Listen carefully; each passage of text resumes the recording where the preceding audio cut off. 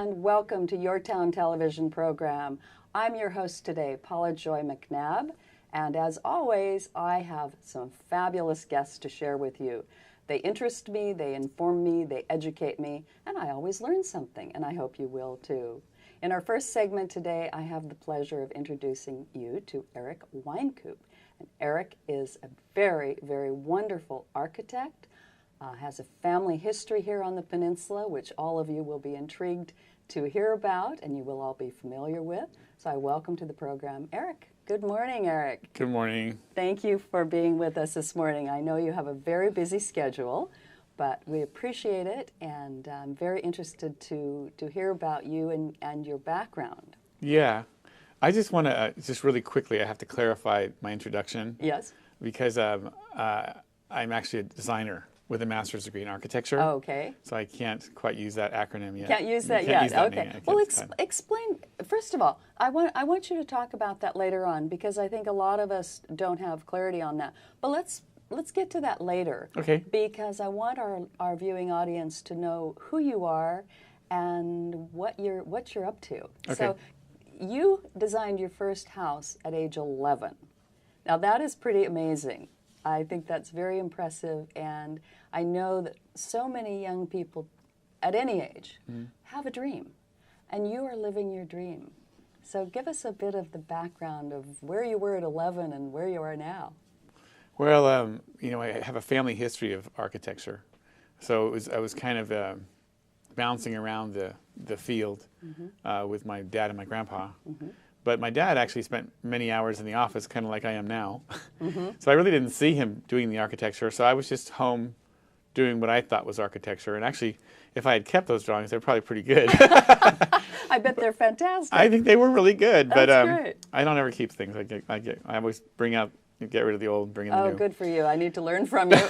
I've got drawings I did years ago. Yeah, but yeah, I definitely always had the desire to go into the field. I always had a great love of buildings and homes and environments, and the fact that God gets to create all of nature outside, right? And we get to create something. One of the famous artists or architects had mentioned that what we do is we capture space. Oh, I love that. We capture space. We kind of create an environment that's rather unnatural is not the nicest word, but it's not natural like outdoors. Correct. Right. And so we define what that space looks like, We capture space. Oh, that's great. Yeah, so as a kid, I was, just thinking, how would I like to live? What would I want my house to be like when I grow up? And I was one of those weird kids that, at a young age, I thought I had pictures of myself behind a big executive desk, being a big manager good and for you. running a big architect firm. Fantastic. Oh Yeah. my gosh. Yeah. That's kind of how it started. So your family history, what is the iconic house that everybody's going to relate to here? Well, my grandfather designed his own home at the time, 1952. It's the Butterfly House on Carmel, Scenic Drive in Carmel by the Sea. Right. Fabulous, amazing piece of architecture. Yeah, my brothers were actually fortunate enough to actually grow up there for a couple of years, and because it had a swimming pool, right. captured in the arms of the house, outside the wind. Right. And it's really a stunning piece of architecture. It's, I think, his pinnacle work. He was a school architect. And I never got to live there, but many, many vacations I would come here and see the house, and the subsequent owners would let me come in and treated me like family, so I was able to see it often. Well, one of the things I find fascinating, and you and I share some things in common.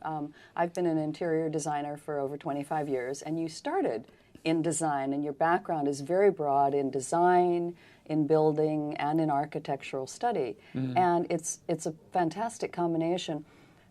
Go back to what you just said about the swimming pool inside out of the wind. And I think that statement is so powerful because people I've had, because I grew up here as a few of us did, people say, a swimming pool inside, what was he thinking? Yeah. Tell us what he was thinking. Well, it was an outside pool, but it was wrapped around the exterior of the building. So it was almost like a mid-century thought process where you have like a courtyard or a garden, or in this case a pool with a garden, in the center of the house, and it's protected by the walls of the perimeters of the rooms that surround that space. In this case, you're right on the rocks of Carmel Point. Literally on the rocks. So it tends to get a little chilly, and as you know, when you get out of water, if there's any breeze, it amplifies it. Right. So I think it was a very intelligent thing. Nowadays you see a lot of people placing like infinity pools, maybe in Malibu or wherever, maybe here someplace, Pebble Beach. Right.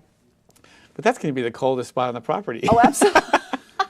And that's a good point. Who wants to be cold when you get out of the water? Yeah, and this brings up one of my passions, which is you can't just make it. It has to be. The design has to work. Right. Exactly. It can't just be pretty, or it can't just be stunning, or it can't just make people excited. It has to actually, I'm trying to think of the proper word. But the execution of the design has to make sense and has to be practical. Right, exactly. Yeah. So talk to us a bit about if someone is thinking about building a house, and they think, oh, I want to have an architect, but I don't know if I can afford one. I don't know how that works. Tell us a bit about that process. Demystify that process for our viewing audience. Well, for myself, I charge a fee, which is a percentage of what we call the overall budget. Right.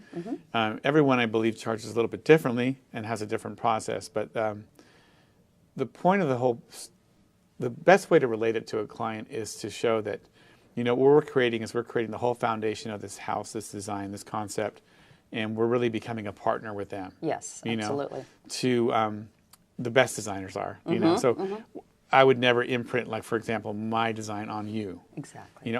What I'm here to do is to listen. Yes. So the best designer is going to be a great listener and is going to hear everything you're saying you want, and then is going to take that along with the site and then create something that is the outpicturing of your desires in physical form on property, you know. And so it's really the process is as simple as, I guess, the designer is. I don't know. But it's just it's a back and forth process. And as far as the costs are concerned, you save so much more money by having a professional help you. Oh, absolutely. There's we call the built environment, which are all the houses and buildings that are already up. You can see just on your everyday travels how many things are built that just don't look right, don't feel right, even to the person who's untrained. So therefore, those are the ones you can pretty much ascertain are the ones that were designed by people that really didn't have any training, didn't have any talent, perhaps didn't have any reason to do anything nice, and perhaps we're doing it for all the wrong reasons. Right, exactly. Well, as I say, you and I have some common background, and I'm often asked, and I'm curious if you are, people ask me, well, Paula, if someone wants you to design something that you don't like, what that's not your personal taste, what do you do? And my answer to that is, I am there to interpret the best of their dreams and their wishes. It doesn't matter if I like it or not. That to me is the difference between a professional, where I can step out of my own way and bring forth in the client, and that's what I'm hearing you say, Eric, is that you listen. It's your job to listen. It's my job to listen. Because people don't know how to express. They know what they want it to feel like, but they don't know how to get there. Right. You and I know how to get them there. Yeah, it's so fun. And especially now with 3D programs, we can actually take them into the space before it's even built. Right. We can take them on a tour. They have virtual, reality cameras. You can actually go through your space. Like you're literally walking through a space that hasn't been created yet, and you can see whether I've hit the mark or not, you know? So, it's just an amazing time to be alive and doing this work. And it's so exciting to see clients, to actually do bring out the design that they have in their mind's eye in a way that they can actually feel it, touch it, and then eventually see it built, Right, exactly. So if you were to speak to a young aspiring architect or designer at this point, what would your advice be? What would you say to do? Definitely, you have to be true to yourself. You have to be true to your vision for what it means, and for every person, it's different. For me, I always highlight design, and as a designer, you'll understand that. Absolutely. So for me, design always comes first, and that's why I always say, you can spend a lot of money or you can spend a little bit of money, but if the design is strong, it will supersede the budget. Right. Because you can do things in very creative ways with materiality, etc. Right. Where you can still get the same strong impression with a different price range.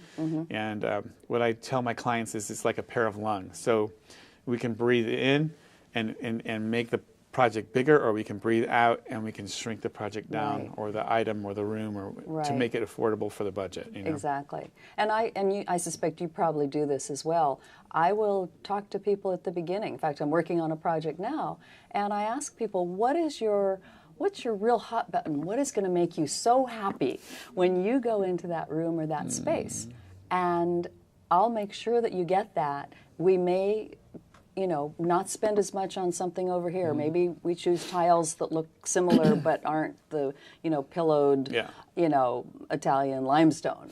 But we get you that Mila Coffee Center, which just makes you so happy. Can't give up on that. You can't give up on that. No. And I'm designing a kitchen now where I'm going to get that coffee center in for these people, and they're going to love it. Yeah. So do you go for what really is going to make their hearts sing? Well, it's a whole package. So it's about what the environment or the set of rooms and the way it's going to interplay with their family or friends or however their lifestyle is, and then how they're going to live there every day, how they're going to use it, how they're going to utilize it, short term, long term. Right.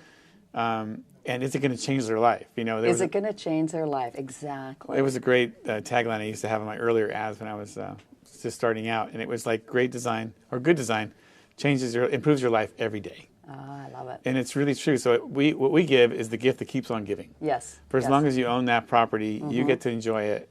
And I get to, hear, oh gosh, I just love the house. And that's right. And then when I get to come in and resell it for you. Yeah. They said that architect did such a great job. Yeah. That, it's a wonderful, satisfying feeling. It's a great business to be in. Talk to me about green design, ecologically friendly, sustainable design. Does that always cost more? I think people don't understand. Talk to us about that for a minute. Yeah, normally the way it works is, again, maybe everything can't be green, but you try to maximize. Define green really quickly.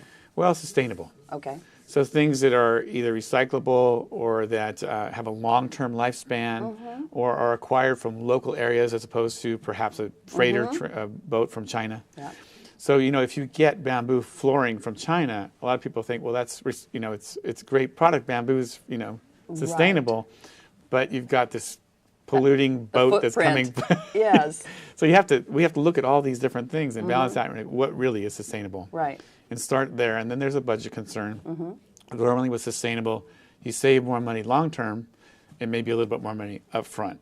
So for example, one obvious one would be solar panels. Exactly. So you're making an outlay, right. but then you've got 20 or 30 years with little or no electric bills. And even something as simple as the light bulbs, the Absolutely. long life light bulbs, Yes. which are a bit more of cost up front, Right. but at the end, they end up being less expensive. It's kind of quality ends up being less expensive. It is. Yeah, It is. Yeah. Okay.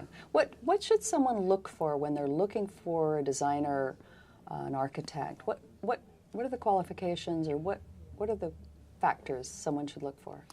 Well, first of all, I think you should find someone who's passionate about what they do. So I know I'm going to be passionate about this till my last breath. Yes, I can tell you are. But the other thing is to look for a good fit. Because we all have different feelings about people. We make friends with certain people and we don't with others. And it's kind of the same with consultants we hire to help us with our life. Right. There should be a good working relationship. So Right. you should have, in your initial meeting or subsequent meetings, you should feel like, yeah, they're listening to me, or they get me, or I really like what they have to say, and I Right. want to hear more, or I want them to work for me. Right. But yeah, they should be. I think you should really kind of know. It should be a nice click, and if it doesn't have to be, so you don't have to go with the first person. Right. It's just you could interview 2 or 3 architects or Do designers. you recommend interviewing a couple of architects or designers? I do. I think it's a good idea for anything, whether you're hiring contractors or whoever, to always look at 2 or 3 people. Right. And then go with the best fit, Right. based on their skill set and if it matches what you're looking for and their talent, ability, and all that stuff. Right, right. So just real quickly, because I always think it's interesting, is there anything that you've done in the past that you would never, ever, ever do again? That's a tricky question. I sprang that one on you.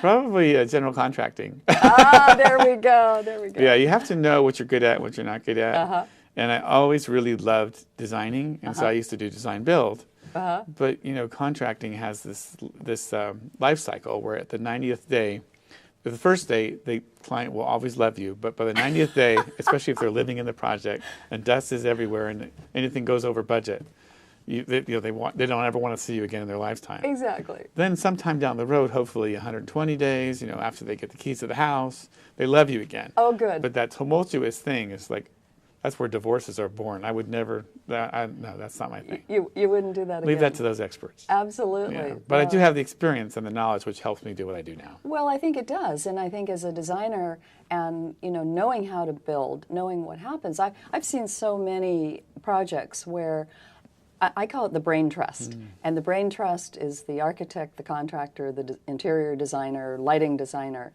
And when you've got all of us working on the same page, it's such a powerful team, and gets a result which is so much better than just the sum of the parts. Absolutely. So I think that's what you're saying as well, is really work as part of that team, and you're going to get a great project at the end. The worst disservice you can do to someone is to design something that either can't be built or is going to cost a lot of more money than it needs to to build it. And so if you've never built anything, you may not know that. Right. And unfortunately, there are architects that have never built anything. And would that be a good question, Eric, to ask when you're interviewing an architect? I think so. Have you had experience in construction or in building? I absolutely think so. Or at least exposure to it. Maybe be in a construction firm or field experience, supervising projects. Right. Because that's not necessarily something that's not part of the architectural, curriculum. That's true. But and I think it should be, actually. It absolutely should be. It's kind of interesting that it is not. It absolutely should be. It's part of the internship, but only like for 1 month or 2 months. But do it for a few years and see what you learn. You have to know. Get a different perspective on things. Yeah. Interesting. So, Eric, in wrapping up, I want to make sure that you tell our viewing audience how they can reach you. Okay. So, if I want to reach you, you can call me at my number 831-620-5744, and our office is in Carmel by the Sea, Lincoln between 7th and 8th. And we're available by email. You can email me at eric@wynkoop.design, which is a little bit different than .com. But okay, .design. Yeah. Okay, that's great. So. Well, I hope that we've answered a lot of questions for our viewing audience. And Eric, thank you so much for being with us today. I know that you've actually helped me on some things by printing out some blueprints for me, and that's really a big help. So I know that people will be interested in hearing more. So thank you for being our guest today. And as always, thank you for joining us on YourTown television program. I'm your host, Paula Joy MacNab.